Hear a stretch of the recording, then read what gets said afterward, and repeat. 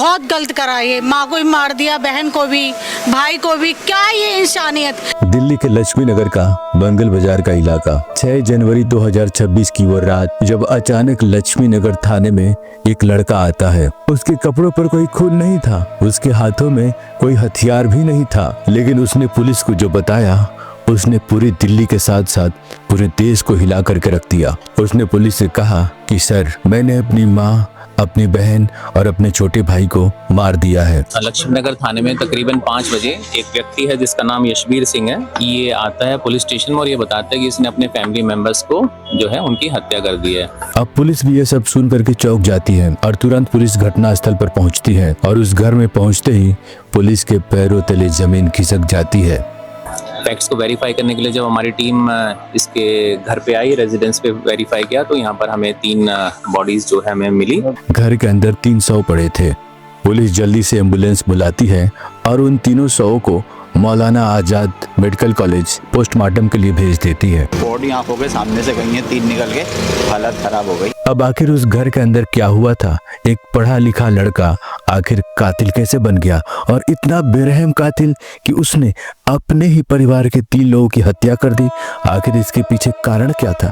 चलिए आज इस कहानी के एक एक परत को खोलते हैं। सबसे पहले इस परिवार को समझते हैं। लक्ष्मी नगर के मंगल बाजार में एक छोटे से मकान में ये परिवार रहा करता था। इस परिवार में 47 साल की माँ कविता, 25 साल की बहन मेघना और 14 साल का छोटा भाई मुकुल रहा करता था। और इन्हीं के साथ रहता था 24 साल का यशबीर सिंह, जिसने बड़ी ही बेरहमी के साथ अपनी ही माँ, अपनी ही बहन और अपने ही छोटी भाई का बड़ी ही बेरहमी के साथ हत्या कर दी। यशबीर सिंह दिखने में बहुत ही सीधा साधा था, लेकिन घर के अंदर की सच्चाई कुछ और ही थी। यशबीर पहले ड्राइवर का काम करता था, लेकिन पिछले 6 महीने से वो बेरोजगार था और घर पर ही रहा करता था। और हर वक्त घर पर रहने की वजह से अक्सर घर में छोटी छोटी बातों को लेकर के झगड़े हुआ करते थे। यशबीर को अक्सर ऐसा लगता था कि उसकी माँ और उसकी बहन उससे जलते हैं और उसकी इज्जत नहीं करते हैं। यशबीर को ऐसा भी लगता था कि उसका छोटा भाई मुकुल पढ़ाई में बहुत अच्छा है, इसकी वजह से उसको घर में ज्यादा सम्मान और ज्यादा प्यार मिलता है। अब यशबीर के मन के अंदर की यह जलन धीरे धीरे नफरत में बदल रही थी। अब पुलिस के द्वारा पूछताछ और शुरुआती जांच से ये पता चल रहा है कि आरोपी यशबीर सिंह साइको था। पुलिस के द्वारा पूछताछ में आरोपी यशबीर ने यह भी बताया कि उसने कई बार आत्महत्या करने का प्रयास भी किया था, लेकिन वो विफल रहा था। ये 4-5 बार जो है खुद भी सुसाइड करने के इसने काफी अटेम्प्ट किए हैं। तो अब तक की शुरुआती जांच से तो यही पता चल रहा है कि आरोपी यशबीर अपनी विकृत मानसिकता की वजह से ऐसा घिनौना अपराध किया है। अब चलिए 5 जनवरी 2026 की उस रात को समझते हैं जिस रात ये घटना घटी थी। यशबीर ने कत्ल अचानक नहीं किए थे, वो कई दिनों पहले से ही इसके लिए प्लान बना रहा था और कई दिनों से उसने नींद की गोलियां और नशीली दवाइयां भी इकट्ठा की थी।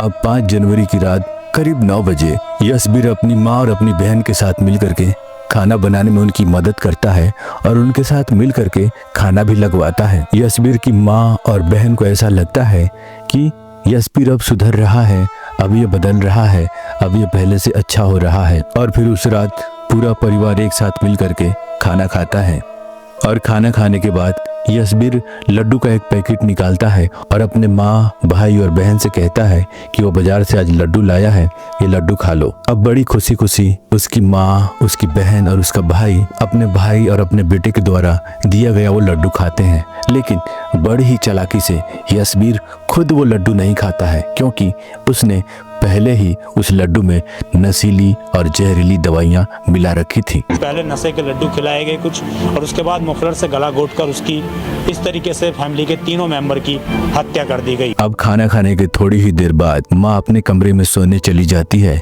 बहन अपने कमरे में सोने चली जाती है और छोटा भाई भी अपने बिस्तर पर सोने चला जाता है। लेकिन यशबीर जगा रहता है, वो इंतजार करता है। वह तब तक बैठा इंतजार करता रहता है जब तक घर में पूरी तरह से सन्नाटा नहीं हो जाता।